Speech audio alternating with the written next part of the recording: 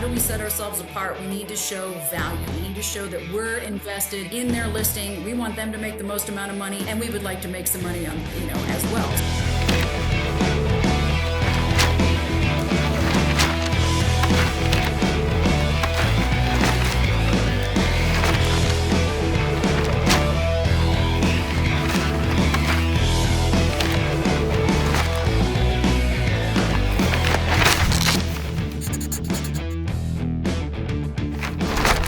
Welcome to another episode of Outside the Box. Before we get going, wanted to introduce you guys to Sean. Sean is one of BizBox's lead account executives. If you've been ordering boxes from us for any time now, you've probably heard from Sean, but he's going to be joining us on the podcast from here on out. We as a podcast just wanted to become funnier, better looking, and provide more value. So we took Chad, the CEO, kicked him out, and we wanted to bring Sean in. So Sean, thanks for being here, man. Well, I'm happy to be here, man. Less gray hair on the podcast now. Yeah. So super excited to have Susie Wargin on today. Susie is with Remax Alliance in Denver, Colorado. Susie in 2025 sold over $40 million in homes. So very impressive. Susie, thanks for being here. Thanks for having me, guys. This is fun. Yeah. I've worked with your company for a very long time, so it's fun to be on the podcast. Oh, absolutely. This is going to be great. Do you want to tell us a little bit about how you got into real estate? What did you do before? Oh, gosh. How long do we have? Yeah. No, it's really kind of a cool story. So my mom got into real estate in 1976. So I grew up the child of a realtor. We had lock boxes with our, home key in it. I thought everybody just had a lockbox. Kids had keys around their necks. Mine was in a lockbox by our door. So that was kind of different. I just grew up, all around it. I worked at Remax in the hometown where I was in Broomfield, Colorado, starting at the age of 12. I was working on the weekends, answering phones and setting up showings, which is absolutely wrong. I trusted a 12-year-old to set up showings, but it was great. I loved being around it. I worked there all through middle school and high school. And then even when I come home from college, I would help out and work at her office. So, we were stuffing envelopes and doing all the things that the kids of realtors do, especially back in those days, because there was no manual way to have somebody do it. So we were the labor. So it was just kind of fun to be around it. She always wanted me to go into real estate. I had other aspirations to go into radio and TV, which is what I went to college for and what I did after college. But after stints in both radio and TV and kind of, wanting a little bit of a change of life as my kids were getting older into the middle school and high school years, I wanted to be more in control of my schedule. So I tell people I broke down and got my real estate license, but actually it was the best thing that I ever did because it opened up a whole new world for me. And then at that time I left TV, I finished out my contract, and then the radio station that I'd worked at before came back. They said, could you come back and work for us? So now I have this great mix of working in real estate and then also being involved in radio. So I get kind of the best of all worlds. And more importantly, I got more precious time with my family because I was in charge of my schedule. And that was huge for me. Yeah, absolutely. Okay, so you're a full-time realtor. You do some sideline reporting for the Broncos. We're going to have fun with asking questions about that today. How long have you been doing the sideline reporting for? So I'm in my 7th year as the sideline reporter for the Broncos radio network. So I'm just on the radio for sidelines, but you'll see me, especially at away games because the cameras are usually on the home side. So I'll get people that spot me. It's fun. Clients will text me during games and be like, I see you on the sidelines. But I used to worry that when I took that job, I'm like, oh gosh, that's going to take up some weekends. But people think it's pretty exciting and they like saying that their realtor is, out on the sidelines, which is kind of fun. That is so funny. It is, yeah. And I worked with the Broncos, covering them for a long time because when I was in TV, I was a sports anchor. And then previous to that in radio, I also worked in sports. So I've been around the organization forever. I am a diehard Broncos fan from birth. So it's a dream come true to be able to be around this team and cover them, especially in an exciting year like this. No kidding. So being a diehard Broncos fan, you're probably not going to like what we're about to pull out here. But being from Kansas... I was going to say, it's going to be bleed red and gold over here. We bleed red and gold, but we won't keep this too long out That's here. Okay. Hey, you have to be true to who you're true to. I'm Absolutely. okay with that. That's all right. Yeah, we claim them even when we don't make the playoffs.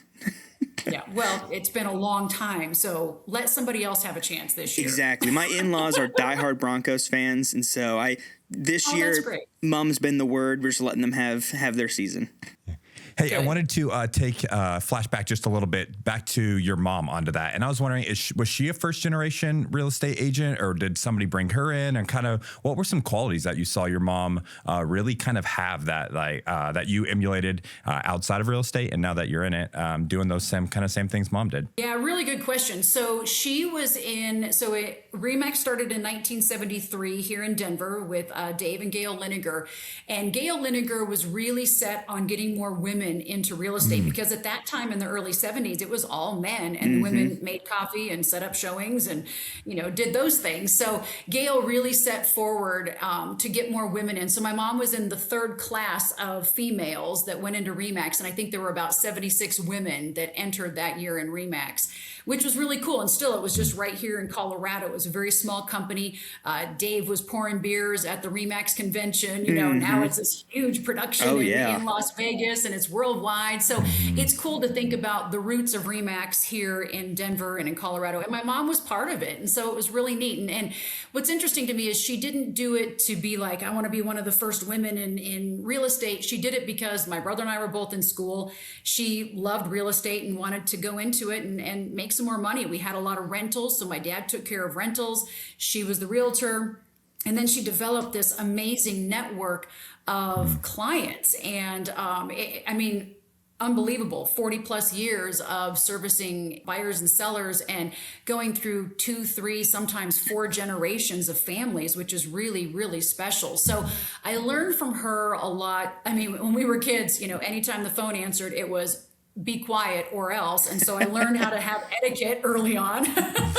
And just how to be around adults, because we would end up being in the car with her sometimes and going to things and knowing how to be in those situations. And that's something that my kids, the same thing. I mean, when they were little, I'd have to bring them to press conferences and things like that on the sporting side. And so they learned early on. I mean, they're so unfazed by any pro athlete out there. It's almost scary. They'll be like, so who was that? I'm like, oh, it was Champ Bailey. That's why your friends are freaking out. Who's Champ Bailey? Yeah, exactly.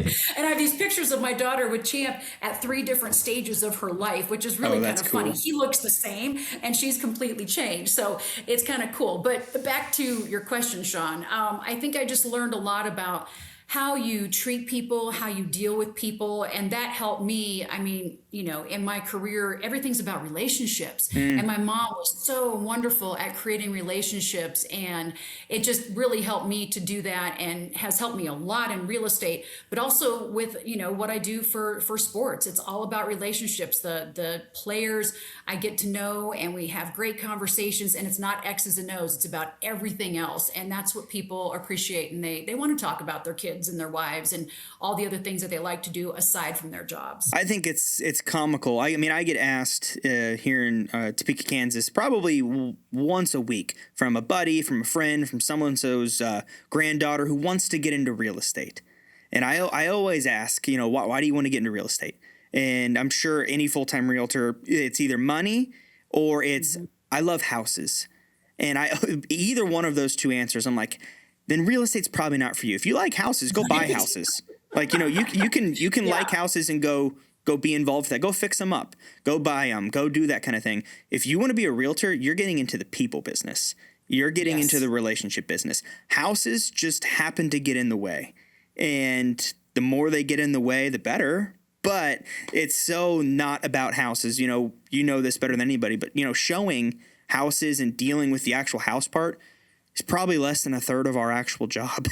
And some people think that's all we do. Oh, I just want to go show houses and see all the things. And I'm like, what about all the other stuff? The writing the contracts, making sure all your paperwork is in, and dealing with all the emotions that come with it. That was one thing that surprised me getting into real estate, was the amount of emotions, the amount of counseling we end up doing. I tell people now, I'm like, I am not a doctor of anything, but I feel like I have taken a doctorate in counseling after all these years.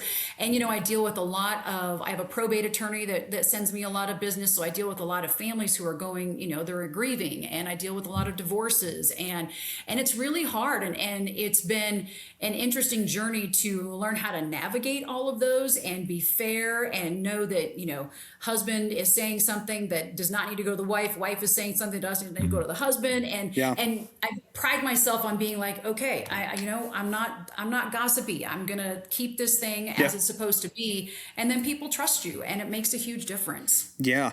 I was having a conversation with someone the other day about whether or not buying or selling a home, is it actually one of the most stressful things of your life that you do? And I had to think about it. And my initial thought was, well, probably not. There's way more stressful things that go on. But then when I thought about it a little bit deeper, I realized whenever you buy or sell a home, it's usually because of a change that is going on in someone's life. And those moments can be the most stressful in someone's life. And so they often get paired together. And so the buying and selling act maybe isn't as stressful as people make it out to be. But when you're going through a divorce or you're going through a death, and that's the reason you're doing this, then it gets really stressful. So we really are full-time counselors that sell houses every once in a while. Very much so. And there's a third D in there, and that's diapers. So death, divorce, and diapers, 3 reasons. And having a baby is extremely stressful. And so when you're trying to get into a new space and figure out how to take care of a human being, that's hard. It's funny, the 3 Ds, death, divorce, diapers, are all changed in someone's life. One of the best prospecting tools that I've been given, and I was told when I was first getting into the business, is look for change in people that you already know.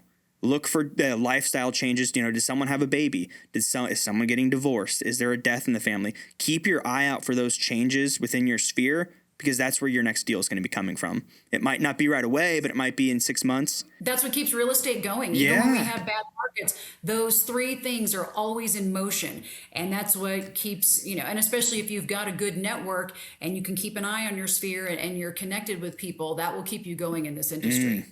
Yeah, it makes me think that you've had a few really good years. I think I'd seen that you were, number one in your area. I think back to back, kind of similar to the Chiefs dynasty, right? Almost. There referenced on that. Yeah. So my thought are, how are you able to handle all of the workload that is, plus being a mom, plus the sideline reporting, like all of it goes into it. Are there some certain things that you feel like you do that just really helps keep you on track and separated? And then secondary question, then how do you take a break from all of this as well and recharge and refresh? That's a great question. So, this is going to be 2025, my best year that I've ever had. I'm over 50 transactions. I think it's 56 or something like that, which blows my mind. I had no idea. I had somebody from our office that emailed me. He said, "Hey, did you see you're in the top 100 for RE/MAX in the country?" And I said, "Really?" I mean, I didn't even know that I was doing as well as I was doing, because I was just doing. But I don't know how I do it all. The kids are older now, so they're out of the house. That's a huge help. So the fact that I am not shuffling kids to things is, if I was still having kids where I was taking them places and having to do sporting events and other activities, that would be very difficult. So I get that. And I'm thankful that I am beyond that part so that I have that extra time. But as far as being able to organize with the radio, I also am the midday DJ on the classic rock station here, but I can record that at my house in the morning. So that takes a couple hours of my time every morning, but I get up early. That's one of my keys. I used to have to, people think you get up at 5 a.m. and I'm like, that's sleeping in compared to what I did when I was the morning sports anchor and TV. I had to be up at 1:30 and in at 3. So 5 a.m. is pretty doable for me. Or doing overnights. Oh yeah, it's basically overnights. I like getting up early before most people are up. I get a lot done then because there's not a lot of influx coming in. There's not people answering your emails right away or answering your texts. The best hack that came out this past year for people that have iPhones is being able to schedule text messages. Yes. I do that every morning. I sit there and I go boom, boom, boom, boom, boom. And I answer a bunch of text messages and they all go out at about, 10 a.m. when it's a time that I can answer them all back. And I love that feature because I do it on emails too. So people don't think I'm crazy when I'm up super early in the morning. And then that way I can kind of adjust and control the workflow a little bit. I mean, you really can't. In this business, everything's always changing. I do try to time block my days out. I've got a great notepad that I send out to all my clients It's called my stuff to do pad, and it's organized into like 3 columns. People that are my non-PC and clients I know better, it's the SHIT to do pad. So it's kind of fun. They like it. It's a good time. But I really use that for time blocking. Here's what I'm doing on my day. Here's things I'd like to get to. And then the bottom is the snap, and it's things that have to get done today. So I'm really diligent about sticking to a written notepad, which I know, writing things down, but I have an electronic calendar. I've got a day timer. I've got my daily notepad. So between all of those, I stay organized, but I do make it a priority. I'm nearly every day. I get a workout in early in the morning. So once I've done my radio show, I go get my run, my bike, or a yoga or something in. If I don't do it in the morning, it doesn't get done. And I know that. So I have to get it done then. And that is my time. And I'll call it an appointment. I'll call it whatever, but that's my time. And so I really try to make that something that is, it's a non-negotiable unless it absolutely has to go away. I really try and get that time. So that's my time to think, to listen to podcasts, to catch up, to listen to music, to just unwind and not think about anything. But then sometimes I think about everything, and I'll come home and my husband will be like, all right, what 15 things do I need to do today? Because you just thought of them on your run. I'm like, well, glad you asked. Yeah. So, but that's my recharge time. I don't need a lot of that. I'm kind of wired a little different. My mom was too. I blame it on her in that I'm just like, I go all the time. I don't know how to slow down very well. We'll go on vacation. We did a family vacation this past summer, and both the kids went with us, which was fun. We love traveling with our kids. They're in their 20s. And I can sit, I make a point to sit by the pool, put the phone down, relax, have a drink, do that. But then I do have to stay plugged in and doing things, and that's just me. And it doesn't bother me. I feel like I get enough off time that I'm cool with that. Yeah.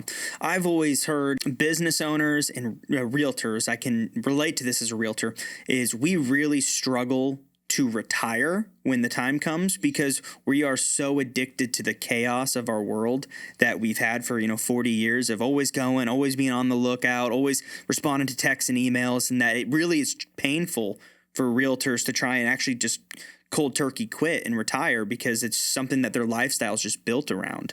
And it sounds like you've kind of grown to that as well. Oh, very much so.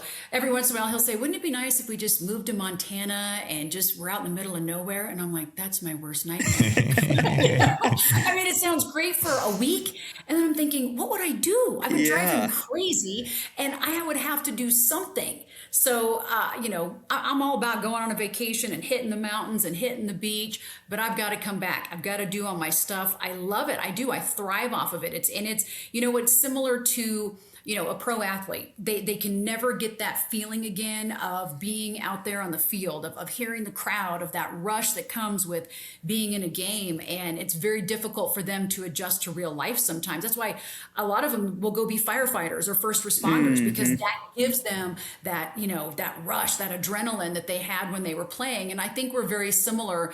The high producing agents are in that's just how we are wired and how we want to be. It's not that I like being like this. I have a great time doing it. I don't like sitting around and doing nothing.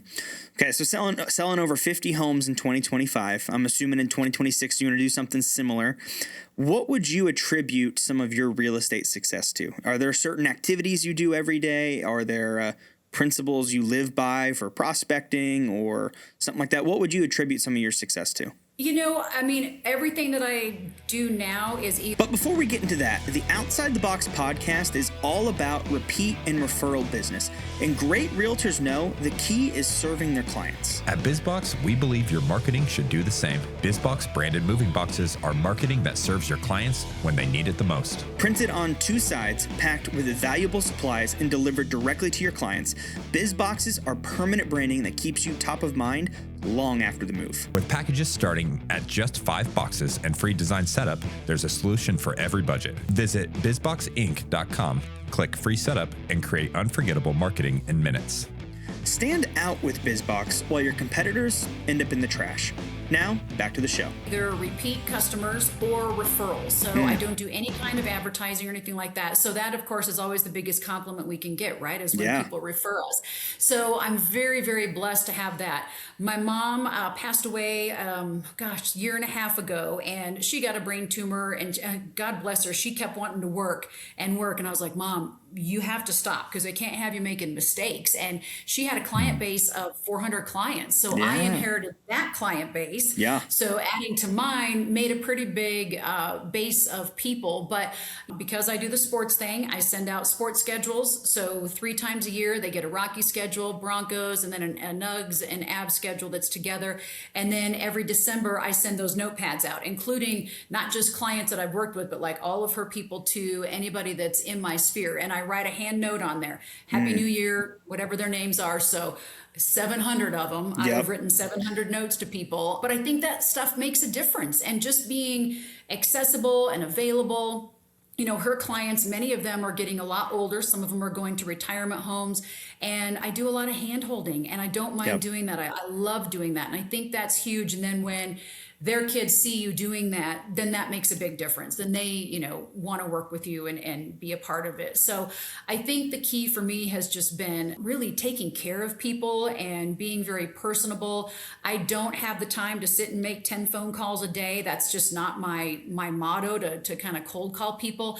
And honestly, I don't need to because I have enough other stuff going on to where Sure. I don't need prospect that much. So, and I don't want to sound egotistical by saying that, but it's just, that's not in my, I just don't have the availability Yeah. to do Oh, that. absolutely. And nor do I want to. Oh, for I sure. have enough business as it is. I don't need to keep going, hey, I need more. I do it all on my own. I don't have a TC. I'm a nut job, and I like my lists. I like my control, and I don't need to have too much, or then I can't service people, and that would bother me a lot. Yeah. And what I think so interesting is when you dive into agents who work by repeat and referral business, that's, you know, the lifeblood of what they do, 100%.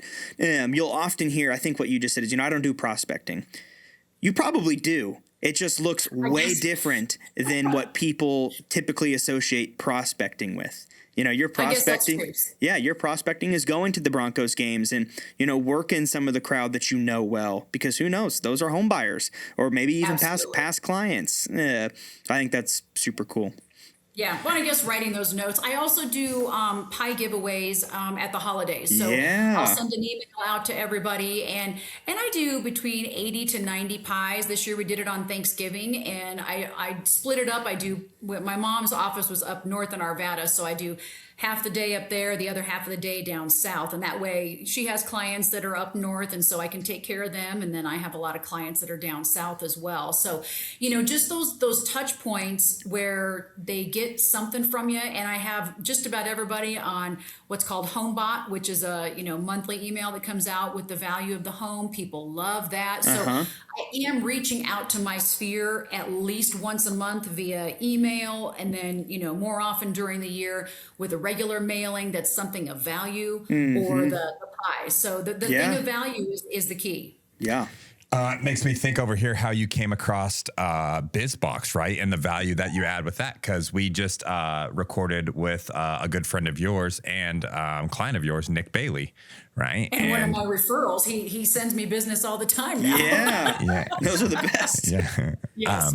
But yeah, so can you kind of tell us a little bit about like what your introduction was to BizBox, maybe how you heard about it, you know, why you started using it, and maybe the value that you feel like you're adding to what your clients get with choosing you? Yeah. So when I first started at RE/MAX Alliance, which is some 13 years ago, we had to go through these classes and figure out like our internal system and whatnot. And we had these vendors that we had deals with, and one of them was BizBox. And I was like, well, this is kind of interesting. So I, you know, was like, this would be kind of cool. I could get like a little set of boxes for my clients, my names on them. So my very first listing that I had, I ordered them, and my people were like, oh my God, these are the best boxes ever. They have handles on them and your name. And then they sent me a picture of it, and I thought, oh my God, this is genius. So I'm like, they're going to everybody. So now I do it. People don't know they're coming. I either send them, because I do a lot of things like with my listings.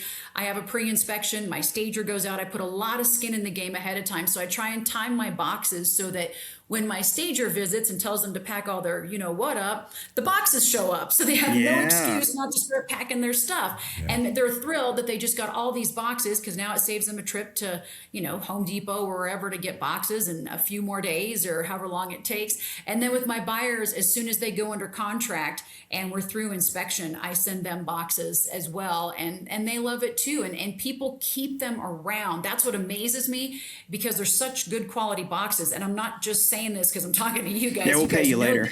They literally they literally will keep them in their storage room. And I did the same thing when we moved. I ordered my own boxes. I was like, heck yeah, I'll get my own boxes. And it's some of the same boxes. We just keep them in the storage room because they really are some of the best boxes out there. But I'm telling you, that's what hooked Nick Bailey. I mean, Nick was the CEO of Remax. He could have chosen any real estate agent. And when he picked me, I was like, oh God, how am I going to do this? And I sat in his family room and I'm like, I'm going to do my same listing presentation to you. Is that okay? He goes, yeah, I want to see it all. So I did. And, said nothing about the boxes. My inspector came, my stager came, I sent the boxes and he was like, what in the world are these? So he was really impressed. And then he talks about it all the time when he goes to talk at, all of his talks now. And I'll get calls from people and they'll be like, tell me about the boxes. I know he's making an impact when he talks about the boxes at all of his talks. He absolutely is. We actually had him on in a previous episode. And so he actually was a raving fan of you. And he had lots of great things to say. And he really applauded your listing. I don't know, I want to call it a system that you have. You kind of touched on it. Could you go into detail a little bit? I'm actually very genuinely curious. As a realtor myself, I sit in those living rooms. You have a system that you do every single time that it just blew the former CEO of Remax away. And I would love to hear it if you wanted to tell us. Absolutely. So I call it my seller play. Let's see. One's called a playbook. One's called a toolbox. So I think it's my seller toolbox. So I give them a whole packet. And like I said, it's all about skin in the game because how do we set ourselves apart? We need to show value. We need to show that we're invested in their listing. We want them to make the most amount of money and we would like to make some money on, as well. So to do that, we'd like them to get the most that they can. Yeah. So and I send out my inspector, which some people will poo-poo, no pre-inspection. I think it's worth every penny because there's some things that can come up and have come up in some of my listings that if those had come up during inspection with the buyer, the deal would have been blown. And we were able to correct some things ahead of time. I had one woman who had standing water underneath her crawl space for who knows how long. Her I-beam was shot. We had to get a new I-beam put in there. And I'm like, if that had come up during a regular inspection, we'd have never made it. So it took 4 weeks to get this figured out before we could go on the market. So I'm a huge proponent of that. I send my stager in. She is wonderful. She does a consultation for every seller. And then I don't have to be the bad guy to tell them to take down all their pictures and all their other crap. She tells them and does it in a very sweet way. So they love her, which is great. I send the boxes. What they really like is that I give them cleanings. So I do a professional cleaner. If they're in the home, I have a professional cleaner come usually the morning of pictures and then pictures that afternoon, and they love that. And then I also pay for a deep clean when they leave the house. And some people, once I mention the cleanings, they're like, where do I sign? This is amazing. Yeah, absolutely. I mean, I even think, gosh, there are so many realtors that struggle to negotiate their value or their commission. And, they'll cave on a commission up front, or when an inspection goes really poorly and there's, a couple $1,000 repair to save the deal, they just pay for it themselves out of their commission. There's a lot of that goes around. And it sounds like, you do such a great job of demonstrating your value up front and, you're going to pay for it. But, when those things happen, they have no problem, paying for that repair by themselves. They're not haggling you on your commission because you are, providing so much value up front. I think that in itself is an awesome negotiation tactic. It's like, yeah, I'm not going to negotiate on my commission, but I'm going to do all these things and you're going to have a fantastic experience. That is super cool. Yes, very, very true. That's a difference between my mom and I too. And I got her kind of to come around to this towards the end of her career where I was like, Mom, we have to show them, that we're invested in this just like they are, and I think she had gotten to the point where, it was pretty easy for her to get listings because she just had so much repeat business. But for me, I was like, you have to spend money to make money. And that, if that's one piece of advice I would tell people, is don't get into this thinking you're just going to cash checks all the time, because you are Yep. going to have to put in some of your own money to make this work. And whether you put it in afterwards for some plumbing repair and people are mad and doing whatever, do it ahead of time and really make them feel good. Tell them about how, my photographer, I do the big package. It is the 3D tour, it's the drone shots, it's the community shots, it's everything, floor plans, so that way there's the most information out there that a buyer could possibly have. When I have buyers, I sell myself on the fact that I will do the deep clean for them. I pay for that before they move in. As soon as we close, my cleaners are at the house doing a deep clean, so I never have to hear about how crappy somebody Yep. left the house. I give them a rekey, so they get their keys all rekeyed by a locksmith, and then I give them 2 hours of a handyman, and they're like, where do I sign? Yeah. This is great. I mean, I don't know, there's other buyer agents that, bring some kind of token to closing and call it good, but that's not me. Right. It's all about what is important to them. I want safety. I want clean. I want you to fix the things that didn't get addressed in inspection, and call it good, and then tell your friends about me. That's super cool. As you laundry list all of those items, immediately what goes to my head is, okay, in my market, I can't afford to do all that. And I think a lot of agents will just take okay, I can't do it. Susie's great. She makes more money on a transaction. I can't do it. But I think proactive agents can hear what you're saying and go, okay, I maybe can't do all 10 of those items, but what are the 3 that make the most impact that I can do? Immediately what stood out to me was 2 hours of a handyman for all your buyers at closing.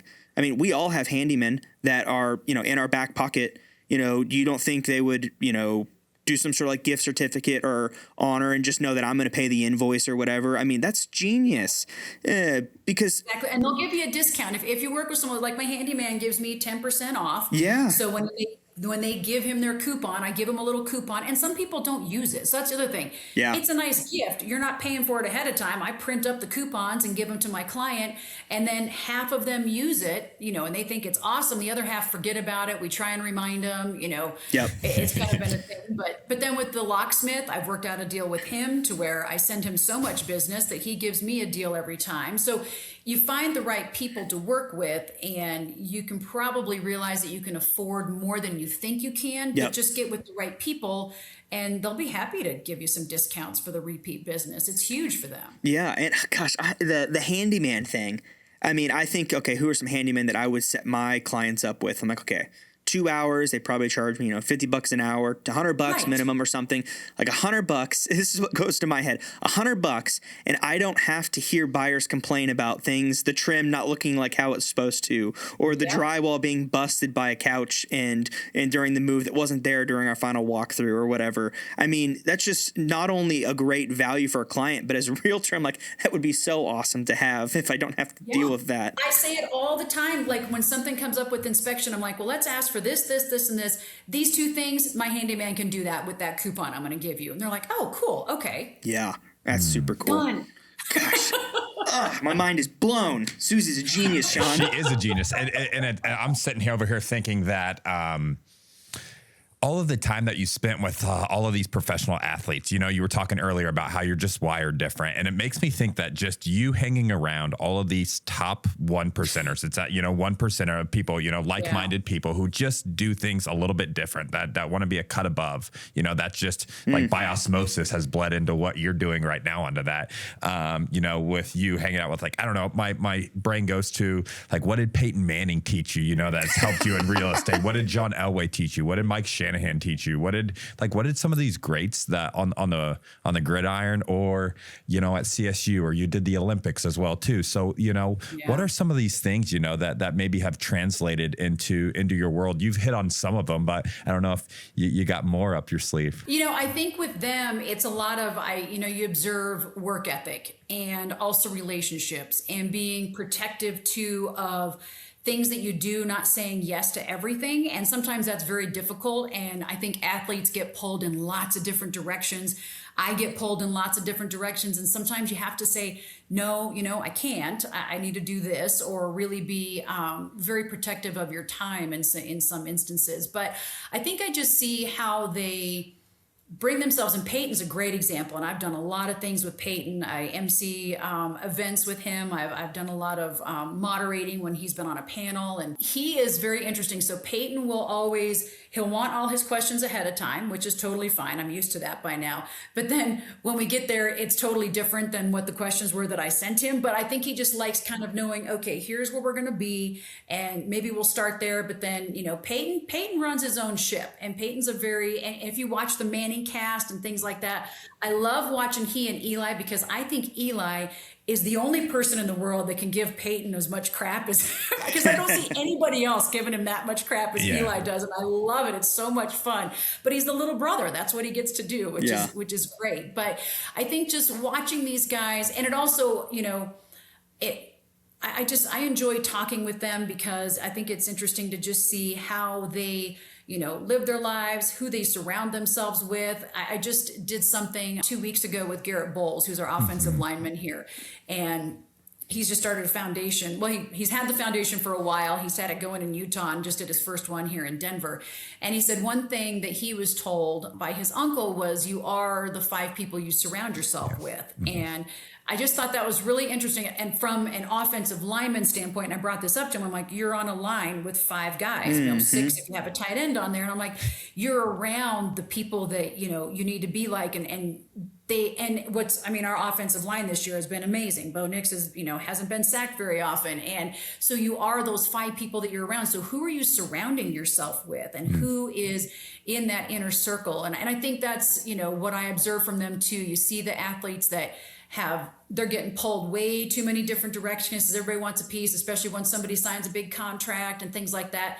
The ones that have it tight and close, and it's, just keeping it kind of in, those are the ones that usually tend to have more success, because they're keeping tabs on things and they know what's going on. And I think that really translates well into real estate or any sales job. And I think in particular, like, what brokerage do you hang your license at? Are you the top producer at your brokerage and you like being the top producer, so that's why you're there? Or could you go somewhere else where maybe you're not the top dog?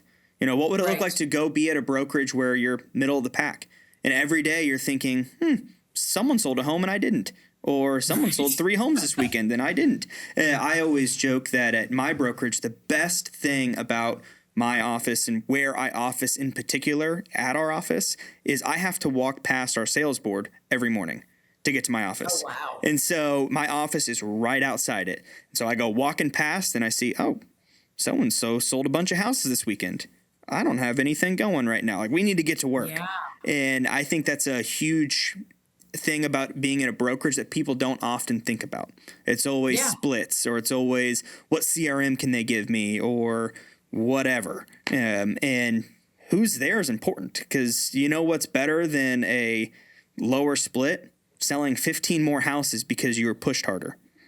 Yeah, absolutely. Yeah. I'm in an office. Our RE/MAX Alliance is the second largest RE/MAX franchise in the world. So we've got 700 agents all up and down the Front Range and multiple offices. So we've got a lot. And just in my office, it's a smaller office south of Denver, and we have a lot of really high producers. In fact, in the whole South area, we've got some high producers. If you look at our top 5, we've got a couple in Fort Collins, and then a bunch that are down in myself and Parker and Castle Rock, and then quite a few in Denver and Arvada and the other areas where we have bigger offices too. But we have a lot of really high producing, and RE/MAX in general just tends to have a lot of high producers. You just see them all over the place. So it's kind of fun being at the top of RE/MAX Alliance and then comparing myself to, okay, how am I doing against RE/MAX Professionals and the other, franchises that are in Colorado. And it's just been really wild to watch that top 100 this year, because I don't know that I've ever been on it before. If I have been, it was, just here or there, kind of up and down at the very bottom. But this year it's been, pretty significant, and it's been really wild to be there and think, holy cow, am I just doing really well, or is the market not doing great, or what's going on, or is it a combo? Like what is it? Yeah, absolutely. Maybe one last question before we switch over to some rapid fire. If you could give a piece of advice to an agent who sells 25 homes a year, and they want to sell 50 and they're just stuck at the 25 range, what is something that you would tell them? I really think it's what we've talked about already, and it's relationships and building relationships and connecting with people, letting people know that you're in real estate, sometimes be like, just stand there at the grocery store and hand out cards. Don't do that. But connect with people. And like you said, watch your Facebook, watch your social media, see what changes are going on with people, see if there's ways you can help, see if there's other things you can get involved with. Can you volunteer somewhere? One of the best things I did when my kids were in high school was I was, on every committee. I was on after prom. I was, the president of the Palms Booster Club. And then I also sponsored Teacher Appreciation Day. That was humongous because I thought I would get parents, because I also did some advertising in the school newspaper, which was cool because I was a communications person. So I did an ad in there to help them out, but then it was also advertising at the same time. So I was like, oh, cool, I'll start to get parents. I got teachers and staff, tons of them. And once you get one of those occupations like teachers, anybody in the medical field, when they are loyal to somebody, they tell all their friends about you. So if there's anything you can do to volunteer in those aspects or get to know some of those people better, once you're in, man, you are in. And that has been very helpful. And that will just result in more and more referrals. Yeah. Volunteering at places. I'm on a lot of boards here in Topeka, and it's one of the things I joke about with my wife is, when you're on a board, you're volunteering, you're not getting paid. But as a real estate agent, we get paid. It just comes through referrals and our sphere of influence that come from those activities. Yeah, it comes in a different way. Yeah, very cool. Well, okay, let's hit you with some rapid fire questions, but a little bit either or. First thing that comes to your mind, let me know when you're ready. Okay. Zillow, Realtor.com, or Homes.com? Or neither. What do you recommend to clients? None. I do RE Colorado, our MLS that's here in Colorado. Okay, you send them straight to the MLS. Oh yeah, absolutely. Love it. Because I set up portals, and I'm like, here's all your stuff. If you look elsewhere, that's fine. But I want you to mark all your favorites and everything in mine so that it's easy for me to set up showings. Love it. Do you find clients do that? Oh, 100%. Yeah. I send them very clear instructions. Love it. Love it. Office or home office? Mostly home office, but my car is my office on the road all the time. There's nothing more true than that. I do like going to my office because we have good energy at our office, but I just don't go as often as I'd like to. Yep. Are you a book or a podcast person? Podcast. What's a podcast that our listeners should be listening to? Oh, well, I like myself a little Dateline and Keith Morrison. I'm figuring all the ways, I can't be killed. But so I love Dateline. I really do. I like another one. Well, we have a DNVR is a sports podcast here, and they do a great Broncos podcast. So I keep up on Broncos. I keep up on my, murder mysteries. And Susie, this is also the time where you can name drop your podcast. Can I? Okay. No, absolutely. I like my podcast. If we got any Broncos fans out there, what should they listen to? Yes, it's called Cut, Traded, Fired, Retired. And it's not just Broncos. It's all across the board for sports. It's any professional athlete or coach. That's all happened to all of them at some point. And so it's Broncos, it's Rockies, it's Nuggets, it's Avs, it's anybody that's played college here or grew up here. So it has to have a connection to Colorado in some way. There's 126 episodes right now. So there's a lot. And it's really cool because you can we go through their whole lives, how they get into sports, ups and downs, getting cut, getting traded, getting fired. I mean, Mike Shanahan's been a guest. His episode is awesome. Yeah. I can't get Peyton. He told me if he did mine, he'd have to do everybody. So I can't get Peyton. I have a lot of big names on there, which is really cool. And then some of the most interesting stories are the small names that you may not know, but they've got incredible stories. So I love doing that. I love helping to storytell people's lives. So what's then one name then? So you said the Mike Shanahan. So I'll go look at that one this week. But what's one that you're like, oh yeah, go tune into this story? A little less known. Oh, a little less known. Gosh, what is a good one? Well, you know who is interesting. So Ryan Sutter, who from the Trista and Ryan Bachelorette, she was the first Bachelorette. That's right. Yes. That's right. Okay, well, Ryan grew up here in Colorado and went to college at CU, set a bunch of records in football, and then actually got drafted in the NFL. spent 6 seconds as an NFL player and then got hurt and was out and then got roped into being on that show, which he didn't even want to do. And then ends up being, and they're still married. They live here and now he's a firefighter. So his is really interesting. And guys get very emotional. And I've had women on too. So I have a few women, mostly men, but they get very emotional. I don't know how I bring out these things.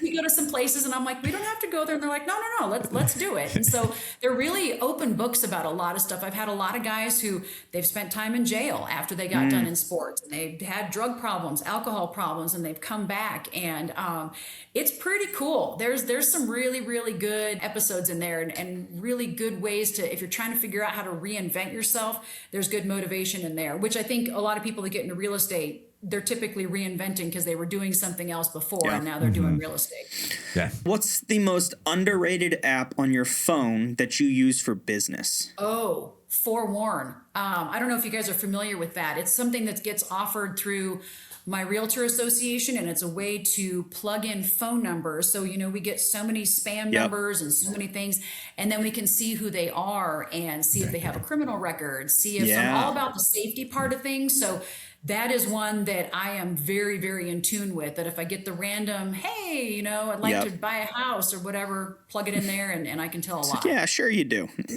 Yeah. Where can listeners find you at if they had a client they want to refer to you in Denver? What's the best way to get a hold of you? Oh, SusieWargin.com. If you go there, you can find my email, you can find my phone number, everything. I've got everything on my website and links to Google reviews and whatnot. But yeah, my phone numbers, I'm amazed that I don't get more calls and texts from like just random people because my number's out there. Like most people, don't have their phone number out there that are in the business that I'm in. But it's kind of interesting. I'm sure I have people go to the site, and every once in a while I'll get a random text, but that I don't know who they are. It's kind of funny. So yeah, SusieWargin.com. That's awesome. Susie, thank you so much for spending some time with us. This has been awesome. Hey guys, this was fun. Yeah, appreciate you taking the time and filling us in. Thank you. Thank you. Thanks, Susie.